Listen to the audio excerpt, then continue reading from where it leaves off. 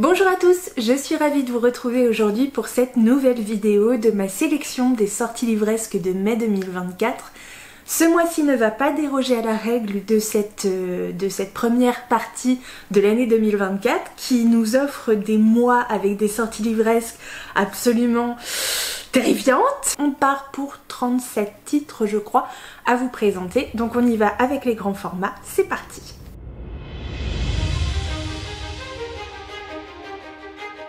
On commence le 1er mai avec la sortie du premier tome de Her Majesty Royal Coven, avec cet accent magnifique, de Juno Dawson qui sort aux éditions Pygmalion. A Discovery of Witches rencontre The Craft dans ce premier épisode de cette trilogie fantastique épique sur un groupe d'amis d'enfance qui sont aussi des sorcières. Si vous regardez assez attentivement les vieilles photographies, nous sommes là, en arrière-plan. Des guérisseurs dans les tranchées, suffragettes, les oracles de Bletchley Park, filles de la terre et combattantes de la résistance. Pourquoi aidons-nous en temps de crise? Nous avons un cadeau. Nous sommes plus forts que les mondains, purement et simplement. À l'aube de leur adolescence, à la veille du solstice d'été, 4 jeunes filles, Helena, Léonie, Niam et Elle, ont prêté serment de rejoindre le Her Majesty Royal Coven, établi par la reine Élisabeth Ier en tant que service gouvernemental secret. Maintenant, des décennies plus tard, la communauté des sorcières est toujours sous le choc d'une guerre civile et Helena est maintenant la grande prêtresse régnante de l'organisation. Pourtant, Helena est la seule de son groupe d'amis encore empêtrée dans la bureaucratie obsolète du HMRC. Elle essaie de faire semblant d'être une femme au foyer normal et Niam est devenue vétérinaire de campagne, utilisant ses pouvoirs pour soigner les animaux malades. Dans ce qu'Helena perçoit comme la trahison la plus profonde, Léonie a fait défection pour créer son propre coven plus inclusif et intersectionnel, Diaspora. Et maintenant, Helena a un plus gros problème. Un jeune sorcier aux capacités extraordinaires a été capturé par les autorités et semble menacer l'existence même du HMRC. Avec des croyances contradictoires sur la meilleure ligne de conduite, les 4 amis doivent décider où se situe leur loyauté. Préserver la tradition ou faire ce qui est juste. Juno Dawson explore le genre et la nature corruptrice du pouvoir dans une histoire délicieuse et provocante de magie et de matriarcat, d'amitié et de féminisme. Traitant de tous les aspects de la féminité contemporaine, en plus d'être des sorcières d'une puissance phénoménale, Niam, Helena, Léonie et Elle se sont peut-être séparées, mais elles seront toujours liées par la fraternité du Coven. On poursuit le 1er mai avec la sortie cette fois chez les éditions de Noël du titre Magie d'encre d'Emma Torres. On est ici sur un titre de fantasy et on va parler évidemment de magie. Je vous lis tout de suite comme d'habitude le résumé de la maison d'édition. Certains livres sont dangereux. Certains livres, écrits à l'encre de sang, renferment une magie ancestrale. Rares sont ceux qui connaissent leur existence. Plus rares encore ceux qui les protègent et sont prêts à en payer le prix. La famille Calotet, propriétaire d'une collection de ces livres aussi puissants que redoutables, a été divisée par ce secret. Tandis que Johanna a dédié sa vie à la conservation de cette bibliothèque, enchaînée à la maison familiale, sa demi-sœur Esther fuit depuis 10 ans une hypothétique menace. Et lorsque leur père meurt soudain, un livre inconnu à la main, il devient évident qu'il ne leur a pas tout dit. Contraintes d'affronter le danger pour protéger leur héritage familial, les 2 sœurs s'apprêtent à découvrir des secrets propres à bouleverser leur vision du monde et de la magie. Premier roman empreint de mystère, Magie d'encre nous plonge dans un univers fantastique et intrigant qui explore secrets de famille, soif de pouvoir et trahison. On poursuit le 2 mai avec un titre qu'on a déjà vu pas mal passer sur les réseaux sociaux. Il s'agit du tome 1 de House of Shadows, Daughter of Darkness de Katharine et Elizabeth Corr, qui sort chez Stardust. Deina est une passeuse d'âme au service du dieu Hadès sur Terre. Sa tâche est de guider les mourants hors du monde des mortels. Un jour, le tyran Orphée est en visite à Athènes. Il fait alors une dangereuse mais tentante proposition. Il rendra sa liberté à celui qui pourra libérer Eurydice du monde souterrain et la ramener à lui. Donc là on revisite un petit peu l'épisode mythologique d'Eurydice et d'Orphée du coup et du monde des enfers, donc pourquoi pas. Je poursuis. Dana se porte volontaire, espérant briser ses chaînes pour de bon.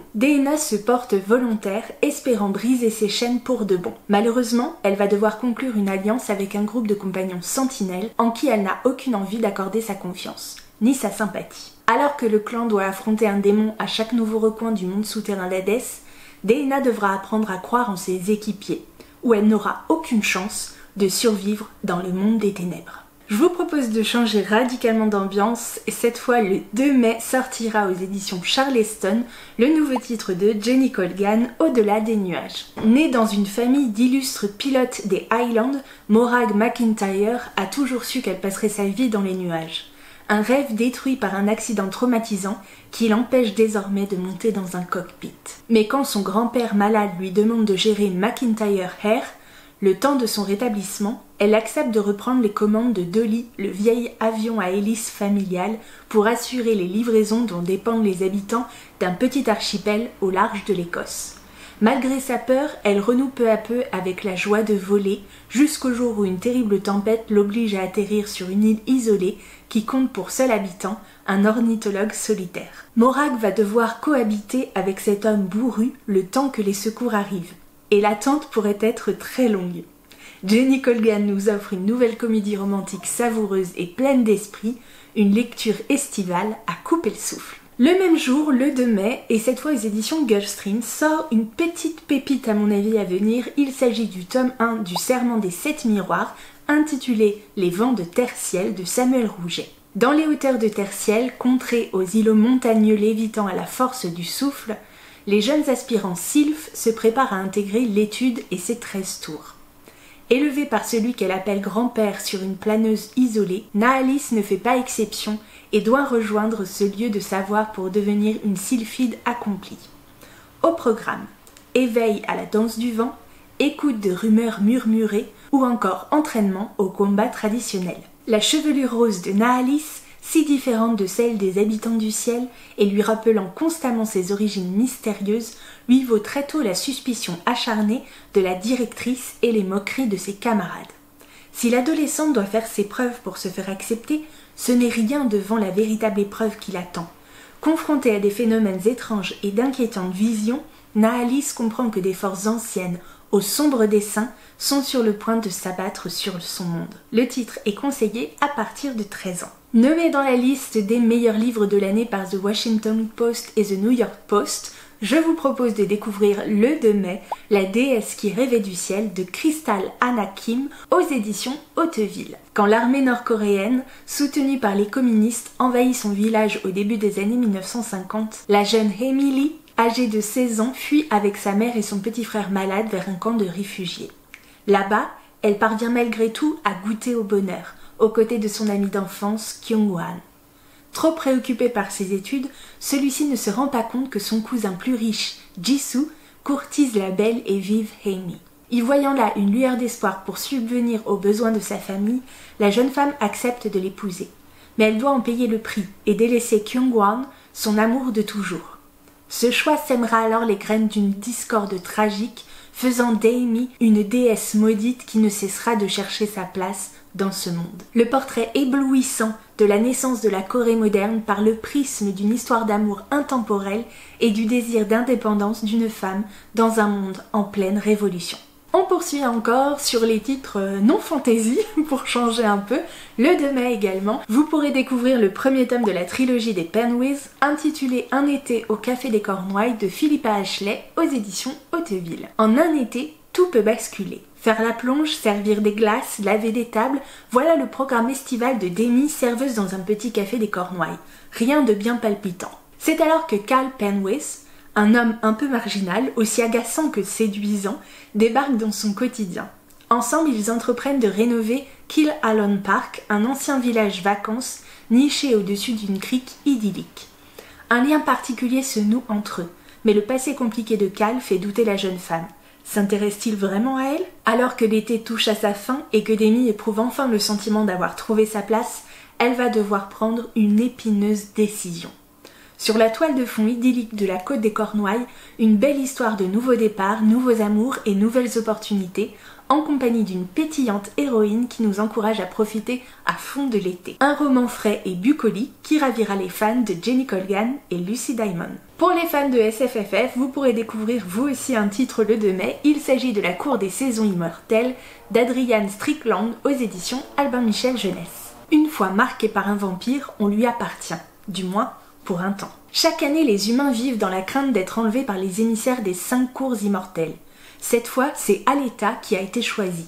Arrachée à son village, elle est emmenée à la forteresse de Courtsheart, où elle sera entraînée à l'art de la guerre avant d'être transformée en vampire. Confrontée à la sanglante compétition qui oppose les différentes cours, la jeune femme doit suivre l'enseignement de Gavron, le précepteur qui lui a été assigné.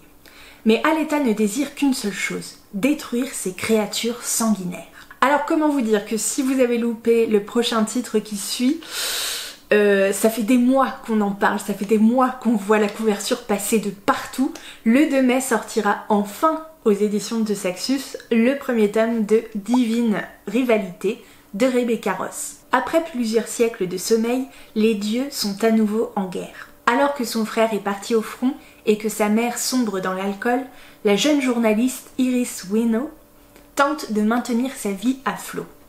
Elle ne trouve de réconfort que dans les lettres écrites à son frère, porté disparu, qu'elle glisse sous sa garde-robe et qui disparaissent mystérieusement. Lorsqu'elle reçoit des réponses anonymes, elle y répond, sans savoir que leur auteur n'est autre que son plus grand rival, Roman Kitt. Alors qu'un lien indéfectible se noue entre eux, Iris accepte une mission au front en tant que correspondante. Dans un pays où les humains ne sont que les pions de puissance divine, Iris et Roman se font la promesse de continuer à s'écrire. Mais confrontés aux horreurs de la guerre, leur avenir sera de plus en plus incertain. Un petit titre jeunesse à retrouver le 7 mai aux éditions Gulfstream. Il s'agit du premier tome des Héritiers des Muses, intitulé Danger sur Chauvet et Cosquet, de Joanne Elio au scénario et Emma Cormary à l'illustration. 2 enfants chargés par les muses de l'Antiquité grecque de protéger les œuvres d'art à travers le temps. Un premier tome qui plonge le lecteur-lectrice aux origines de l'art, des collaborations avec les médiations scientifiques des musées partenaires Chauvet II et Cosquet. Disparu. Les parents de Tania et Léo ont disparu. Plus étrange, leur mère a laissé son amulette et une tablette de cire sur laquelle est inscrit 36 000 ans. Sans hésiter, Tania et Léo utilisent l'artefact pour se rendre dans ce lointain passé. Ils sont accompagnés d'Anatole, un chat extraordinaire qui a le pouvoir de repérer un artiste où qu'il soit dans le temps et l'espace. Arrivés à cette époque reculée, les 2 enfants se trouvent face à une horde de mammouths fonçant droit sur eux. Comble de malchance, l'amulette a perdu sa magie et ne peut les libérer de la charge des mastodontes. Sans aucun doute, un coup d'Amatia, la muse ennemie de l'art. De justesse, Tania, Léo et Anatole réussissent à se réfugier dans une caverne. Bloqués dans le passé, parviendront-ils à retrouver leurs parents et surtout réussiront-ils à déjouer les projets de la terrible Amatia qui met en péril les trésors artistiques des grottes Chauvet et Cosquet? Un petit livre d'aventure mêlant également histoire et art, moi je dis oui. Le 7 mai, on pourra aussi découvrir un vrai roman adulte aux éditions Hurlevent. Il s'agit du Dernier quart avant l'aurore d'Aurélie Lauré. Angleterre, 1865. Oscar Tellan, jeune aristocrate sensible, solitaire et mélomane, a seulement 17 ans lorsqu'il perd sa mère. Pour respecter ses dernières volontés, il fait la rencontre de son père, Dimitri Nabokov, capitaine du navire Le Triomphant. Alors qu'ils sont de parfaits inconnus l'un pour l'autre, Oscar le rejoint pour un périple en direction de l'Inde. Tous deux vont apprendre à se connaître et s'apprivoiser, mais c'est sans compter sur les préjugés et les mystères qui mettront leur relation à rude épreuve. Du confort délicat de sa demeure familiale à la rudesse d'un bateau en plein océan, Oscar saura-t-il trouver sa place dans un monde où tout reste à découvrir, en commençant par lui-même. Une nouvelle sortie prévue par l'une de mes autrices favorites. Le 7 mai, on pourra découvrir Bretzel Break de Maëlle Desarts aux éditions Slalom. Je n'ose même pas jeter un regard vers le miroir. Inutile, je peux te décrire si tu le souhaites. Tu ressembles au bonhomme Michelin. Elle, c'est Victoire, 17 ans. Et la petite voix dans sa tête, c'est Défaite. Toujours là pour critiquer, rabaisser, faire perdre confiance dans les moments difficiles. À tel point que Victoire ne peut se regarder qu'à travers l'écran de son portable. Elle est plutôt populaire sur les réseaux sociaux. et elle n'a pas sa langue dans sa poche quand il s'agit de mentir. Écrasée par le poids du masque qu'elle porte depuis des années, elle perd pied. Ses parents l'envoient alors faire les vendanges, affronter la réalité, la vraie. Entre les insectes, le soleil, le rythme intense et les douleurs persistantes, Victoire doute d'avoir une révélation. Pourtant, elle ouvre les yeux sur ceux qui l'entourent. Le gang des grabataires, la bande des conscrits et Gaëtan. Se pourrait-il qu'elle ne soit pas la seule à souffrir? L'amour est-il envisageable lorsqu'on a tant de mal à s'aimer soi-même? Comment vous dire que Maëlle Desarts, avec les thèmes qu'elle aborde, la manière dont elle a d'écrire, sa plume, moi, vraiment, je sens le coup de cœur arriver à chaque fois, et là, c'est pareil, donc celui-ci, à mon avis, il y passera. Prochain titre prévu le 15 mai, celui-ci aussi, il a beaucoup fait parler de lui, et notamment chez nous en France par la Queen Nina Quill, évidemment, que je suis avec plaisir et qui nous a vendu et revendu ce titre vraiment, et ça donne très très envie. Il s'agit du tome 1 de la saga Witchwalker, donc le faucheur de sorcières, écrit par Charissa Weeks et sorti aux éditions Bookmark. Lors du jour de la collecte, Rhaena Bloodgood compte bien prendre sa revanche sanguinaire, mais une menace sinistre met le feu à son monde. Le faucheur, Alexus Thibault, l'homme qu'elle avait juré tuer, renaît des cendres et se trouve être la seule personne capable de l'aider à sauver sa sœur. Plongée dans une histoire ancestrale de glace, de flammes et d'anciens dieux, Rhaena doit abandonner sa vengeance et porter assistance aux faucheurs de sorcières afin de sauver le roi glacé, sans quoi leur empire et sa sœur tomberont entre les mains ennemies. Cependant, les frontières entre le bien et le mal se brouillent, et Rhaena a plus à perdre qu'elle ne le croyait. Que peut-elle faire alors que le faucheur de sorcières n'est plus le scélérat qui lui a pris sa sœur, mais le héros qui est en train de lui voler son cœur? Ah, j'adore les résumés du coup qui riment en plus, c'est vraiment merveilleux. Bref, en tout cas, il paraît que du coup cette petite saga est une pépitasse et je fais confiance à Nina Quill, vraiment sans aucun doute, donc je pense qu'on est sur une romantésie encore, voilà, très sympathique. Le 15 mai, c'est aussi la sortie d'un titre très attendu puisqu'il s'agit du premier titre d'une nouvelle maison d'édition. J'ai nommé L'âme du vent d'Amandine Grosso qui sort aux éditions Iméris. Tu ne peux pas partir, tu m'as créé et bientôt nous serons légion. Tu ne peux plus t'enfuir, nous te suivons. En tant que siroc oracle de la cité d'Irmer, Baya déchiffre l'avenir dans les volutes du vent. Son don si particulier la destine à servir les puissants. Mais dans les bas-fonds de la ville, là où pauvreté et désespoir se disputent les miséreux, une sombre maladie s'est réveillée. Contrainte à l'exil pour sauver ceux qu'elle aime, Baya devra déjouer les pièges du désert et prendre le mal de vitesse, car les affamés approchent et leur faim est contagieuse. Plongez avec Baya dans les sables de l'oubli pour une aventure qui changera à jamais sa destinée. Pour ceux qui préféraient un contemporain, et notamment plutôt une romance, le 15 mai sort également The True Love Experiment de Christina Lauren chez Hugo Roman. Felicity, Fitzy Chen, a perdu ses repères. Certes, elle jouit d'une incroyable carrière en tant qu'auteure de romance, avec une ribambelle de best-sellers à son actif, mais lorsqu'on lui demande de faire un discours de remise de diplôme, la réalité la frappe de plein fouet. Elle n'a jamais appliqué dans sa vie ce qu'elle prêche dans ses écrits. Fitzy n'est jamais vraiment tombée amoureuse. Le désir, ça, elle connaît. Mais cet élan du cœur, l'incapacité à penser à autre chose, le sentiment qui démolit tout sur son passage, jamais. Alors que se passe-t-il quand l'optimisme qu'elle a toujours encouragé dans ses livres commence à sonner faux? Connor Prince, réalisateur de documentaires et père célibataire, est passionné par son métier. Mais lorsque son patron, obsédé par les profits, lui impose de créer une émission de télé-réalité sous peine de perdre son emploi, Connor est complètement désemparé. Dans sa quête désespérée pour trouver le concept gagnant pour son émission, une rencontre impromptue avec une Fitzy agacée lui offre la solution idéale. Et si grâce à lui, la reine incontestée de la romance tombait éperdument amoureuse sous les yeux du monde entier. Fitzy commence par refuser catégoriquement, à moins qu'il n'accepte sa liste de conditions. Lorsqu'il donne son accord et que la production de The True Love Experiment débute, Connor se demande si le parfait amour l'attend lui aussi quelque part. Oh bah dis donc, on se demande bien ce qui va se passer dans ce livre. Bref, mais du coup, vraiment, Christina Lauren, une valeur sûre, ce duo d'autrices du coup qu'on adore, qui ne manque ni de piquant ni d'humour et vraiment je dis pourquoi pas carrément. Mais pour ceux qui préfèrent le young adulte SFFF, eh ben je vous propose le 15 mai également de découvrir le tome 1 Sing Me to Sleep de Gaby Burton qui sort aux éditions Rajo. Saoirse, oui je sais quand on voit écrit le mot on pense pas que c'est cette prononciation là mais c'est bien celle-là, Saoirse, qui est un prénom irlandais, est une sirène, une créature sublime aux pulsions meurtrières, un être dont l'existence même est illégale. Pourtant, pour protéger sa sœur d'un terrible chantage, la jeune femme doit se rapprocher du danger. Elle entre au service de la famille royale qui déteste tout ce qu'elle représente. Désormais garde du corps du séduisant prince héritier du royaume de Kerdre, Saoirse a de plus en plus de mal à cacher son identité. D'autant qu'elle est chargée d'arrêter un assassin sanguinaire qui sévit en ville, autrement dit, elle-même.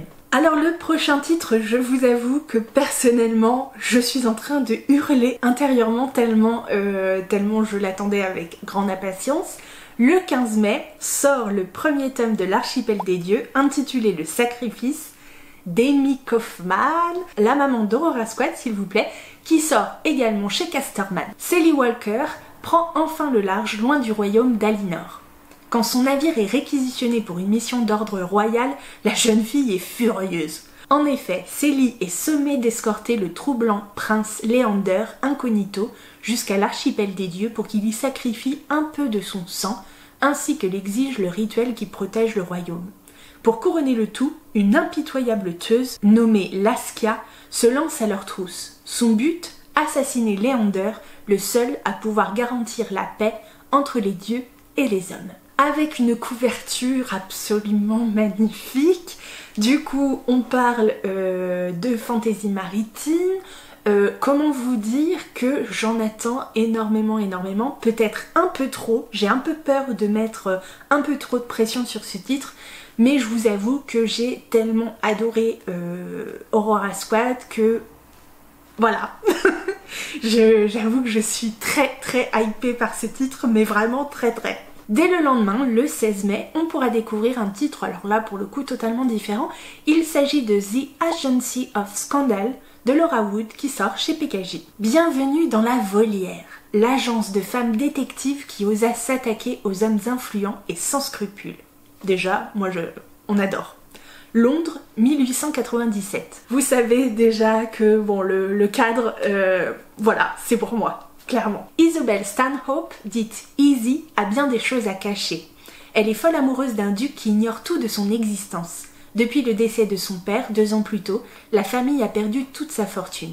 Et il y a son travail à la Volière, une agence tenue par des femmes et dont la spécialité consiste à faire chanter des hommes puissants et peu scrupuleux. Mais quand celui qu'elle aime en secret se retrouve mêlé à l'enquête la plus risquée qu'elle ait eu à traiter, tous deux doivent s'allier pour déjouer un complot sinistre, démasquer un coupable et surtout, ne pas tomber amoureux. Voilà qui causerait un véritable scandale. Je vous avoue que ce titre, je sais pas pourquoi, mais déjà la couverture je la trouve magnifique, clairement. Et le titre me hype de fou, j'adore l'idée de cette volière. Si c'est à prendre au second degré, vraiment je trouve ça ouf. Donc voilà, j'aime beaucoup. Vraiment, je trouve que ça promet quelque chose et d'autant plus que l'autrice, on en a entendu parler avec Sous un ciel d'or, blablabla, là, tous ces titres-là, il y en a 3 qui sont sortis les uns à la suite chez PKJ, qui avaient eu très bonne presse. J'y suis pas allée, mais franchement, ça semblait vraiment pas mal. Et du coup, je me dis que là, voilà, l'intrigue, du coup, me hype encore plus, donc ça va être compliqué. Qui veut un petit peu de romance, un petit peu problématique, eh bien sortira le 22 mai From Lookout From Love de Mariana Zapata qui sort aux éditions Eden. Si quelqu'un demandait à Jasmine Santos de décrire les dernières années de sa vie en un seul mot, ce serait certainement un mot de 4 lettres. Après 17 ans et d'innombrables os cassés et promesses non tenues, elle sait que sa chance de concourir en patinage artistique touche à sa fin. Mais lorsque l'offre d'une vie est faite par un idiot arrogant qu'elle a passé la dernière décennie à rêver de pousser sur le chemin d'un bus en marche, Jasmine doit peut-être tout reconsidérer, y compris Ivan Lukov. Alors pour ceux qui sont passionnés de romance avec patinage artistique, et ben voilà, allez-y. Alors je crois avoir entendu parler quand il était sorti en VO que ah, le personnage masculin, tout ça, c'était pas de la romance toxique, mais il y avait un peu un truc, bon, quelques trucs un peu problématiques, rien de trop méchant, je crois. Mais voilà, mais en tout cas, je pense qu'il est très attendu, ce titre en romance. Donc bon. Pour le titre suivant, alors comment vous dire je n'ai pas encore craqué pour ce titre, mais clairement ça ne saurait tarder. Je sais que c'est très étonnant de ma part, mais je veux dire, voilà. Il faut être un peu raisonnable. J'ai réussi à l'être pour ce titre, je vous avoue, je ne sais pas encore comment. Mais d'ici la fin de l'année, à mon avis, il va passer à la casserole. Donc le 22 mai sortira Le Chant des Voiles de Tiffs aux éditions Plume Blanche cette fois, puisque vous savez, hein, tout le monde le dit, donc je vais pas en refaire tout un plat, mais il y a eu une campagne du coup pour l'édition collector de ce titre, mais il faut savoir qu'il sort également en édition brochée aux éditions Plume Blanche, donc pour ceux qui n'ont pas pu se permettre ou qui ont raté la campagne Ulule, eh bien vous pourrez quand même découvrir ce titre très joli chez Plume Blanche. L'océan, Lucas en a toujours rêvé. Vivre libre et loin de la misère dans laquelle elle a grandi l'obsède.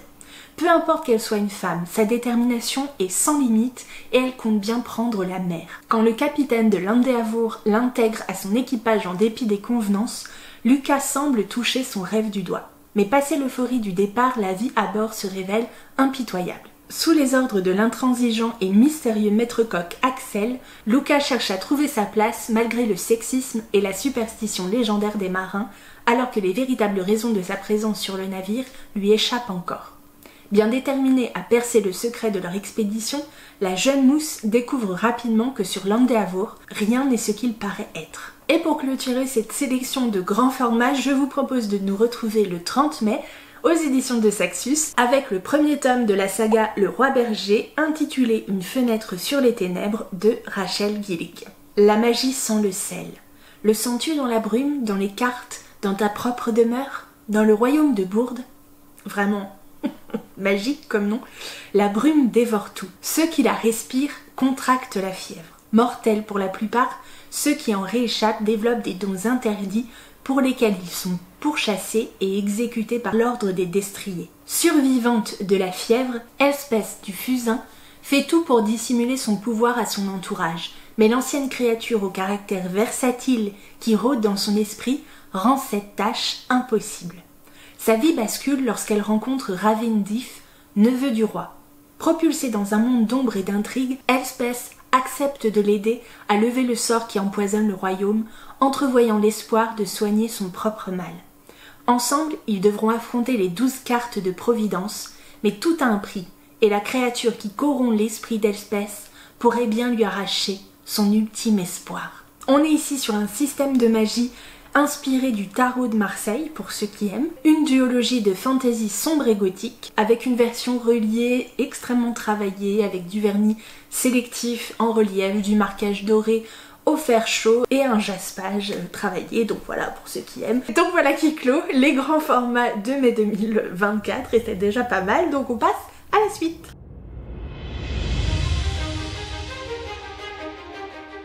Côté suite grand format, je vous propose de découvrir le 1er mai le 11e tome des Thés meurtriers d'Oxford, donc intitulé Un soupçon de lait, d'H.Y. Anna, édité par Diane Garraud. Mais également le 2 mai, le tome 5 de Bigoudi et Petites Enquêtes, intitulé Panique au Festival du Livre, de Naël Charles, qui sort aux éditions Archipoche. Alors vous savez mon histoire d'amour en dents de scie avec cette saga de Cosy Mystery que j'aimais beaucoup au tout début. En tout cas je parle en livre audio, hein, parce que j'ai vraiment découvert cette saga en livre audio.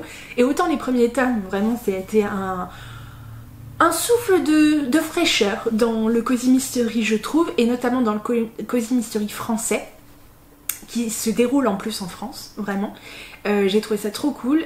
J'ai eu quelques soucis avec les 2 derniers tomes notamment. Donc je pense que malgré tout, un peu maso la fille, mais malgré tout je pense continuer en découvrant ce tome 5, mais je sens que je vais me faire du mal.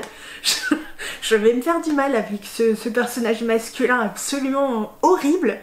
Je vois pas comment ça peut s'arranger, mais ma curiosité chez moi est un vilain défaut. Donc je pense que je vais y aller quand même malgré tout, mais bon, voilà, on verra. Le 2 mai également, pour ceux qui ont apprécié Icebreaker, vous pourrez découvrir le tome 2 donc de la série Maple Hills, intitulé Whitefire de Anna Grace qui sort chez Hachette. Le même jour, cette fois chez Hauteville, je crois, mais j'ai un doute, vous pourrez découvrir le nouveau titre d'Ali Hazelwood intitulé Love Theoretically. Donc là, je vous avoue de la prononciation, je suis pas bien sûre, qui vous propose encore une romance dans le monde du coup scientifique. Donc voilà, je n'ai pas encore découvert Ali Hazelwood, même si vraiment je suis super hypée. Mais voilà, pour l'instant ça n'est pas encore rentré dans ma pile à lire, ni dans ma bibliothèque, mais j'espère un jour que peut-être. Un titre dont je vous avais beaucoup parlé à sa sortie, notamment en sortie livresque, mais que je n'ai malheureusement pas encore découvert, le 2 mai toujours, aux éditions Big Bang cette fois, on pourra découvrir le tome 2 de la saga Redstone, intitulé Dark Abyss de Charlotte Embrun. En parlant de romans maritimes, et bien le 2 mai toujours, et toujours aux éditions Big Bang, on pourra découvrir le tome 2 de la saga Dark Shores, intitulé Dark Skies de Daniel L. Jensen. Et enfin, même jour, mais cette fois aux éditions Saxo, on pourra découvrir le tome 2 de la maison à l'orée de la magie, le petit jeunesse du coup, intitulé La tour à la lisière du temps d'Amy Sparks. On passe aux poches.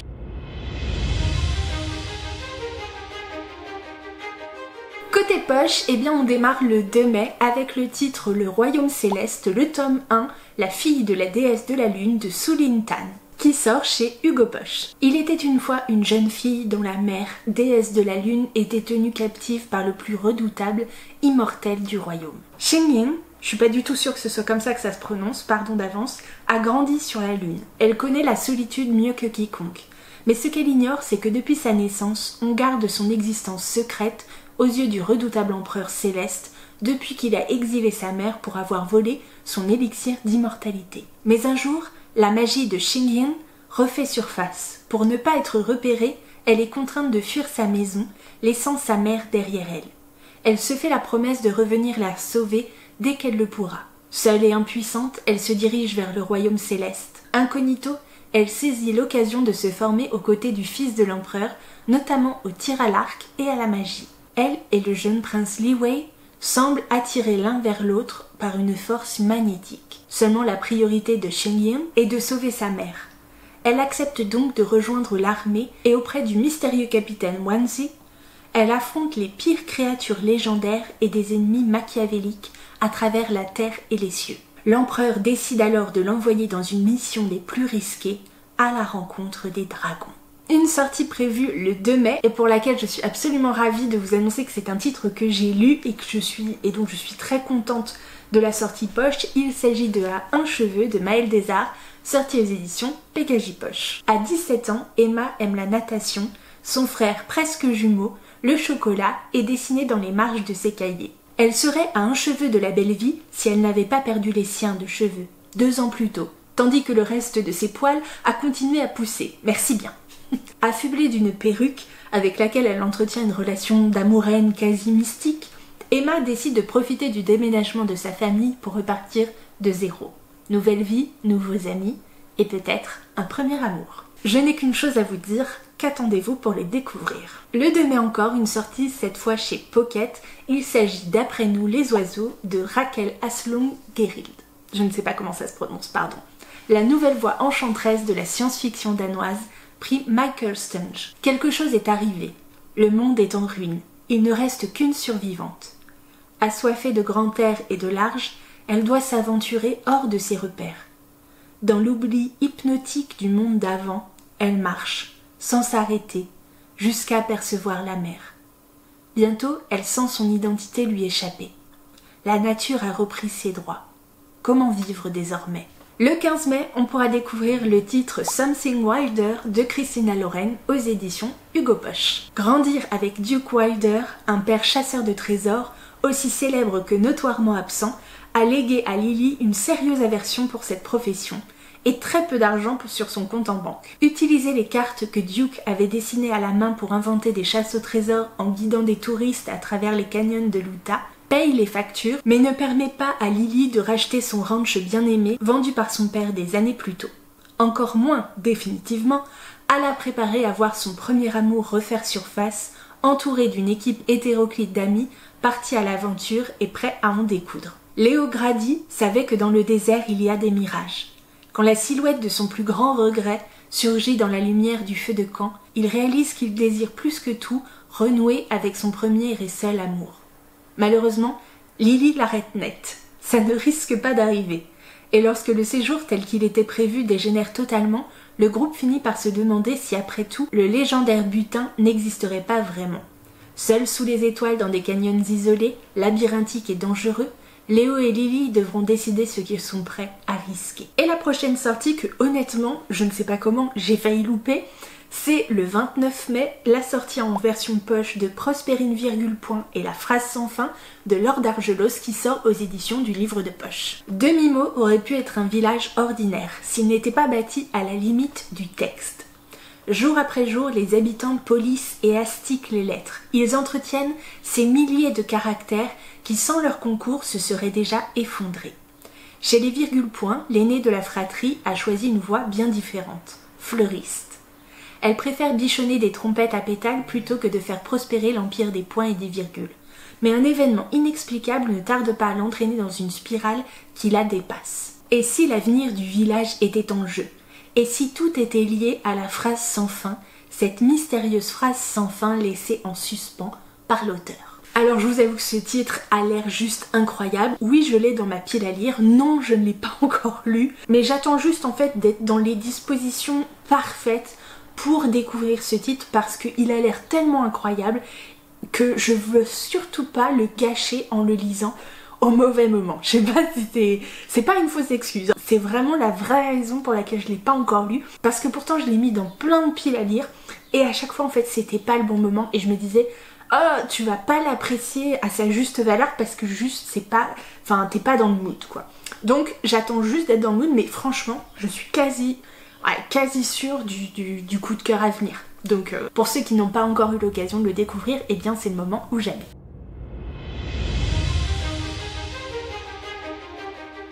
Côté suite des poches, eh bien ça va aller très vite. Je vous propose simplement le 1er mai de découvrir le tome 3 et dernier tome je crois de la saga Serpent and Dove, Gods and Monsters de Shelby Mahurin aux éditions J'ai lu. Et sur ce, je vous propose de passer directement aux suites de manga.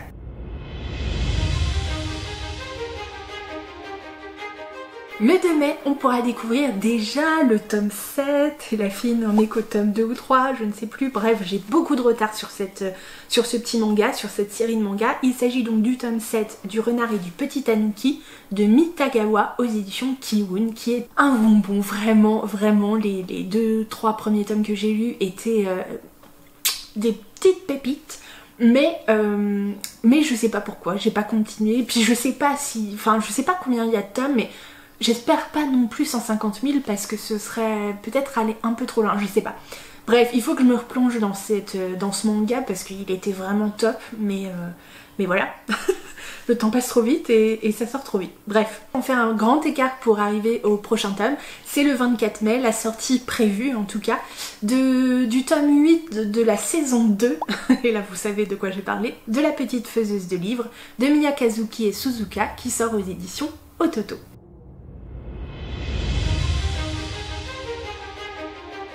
Et côté BD, par rapport aux derniers mois qui se sont écoulés où j'avais vraiment une quantité astronomique de graphiques à vous présenter, et bien cette fois je passe directement aux suites BD avec le tome 2 de la série Dérangé de Manon et Greg Blondin qui sort aux éditions Bambou le 2 mai. Et voilà qui clôt ma sélection des sorties livresques de mai 2024. Je vous avoue que ça tombe bien parce que ma voix commence légèrement à partir en live. Donc voilà, donc on va essayer de pas se refaire une extinction de voix de 2 semaines encore, ce serait moche. Moi je vais vous abandonner ici pour le moment, jusqu'à la prochaine vidéo. J'espère en tout cas que vous avez passé un agréable moment en ma compagnie, que vous avez découvert des titres à venir qui vont vous hyper peut-être un petit peu, ou que vous avez déjà découvert. N'hésitez pas à me dire tout ça en commentaire. Évidemment, comme d'habitude, si vous n'êtes pas abonné à la chaîne, eh bien n'hésitez pas, c'est le moment de le faire, c'est gratuit, ça prend 2 secondes et ça soutient à fond mon travail, comme le fait de liker, de commenter et de partager. Vraiment n'hésitez pas, ça me fait super plaisir à chaque fois d'échanger avec vous, c'est vraiment tout le principe.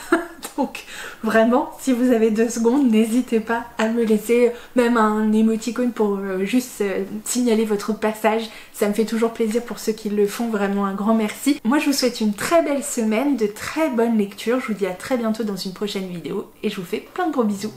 Salut!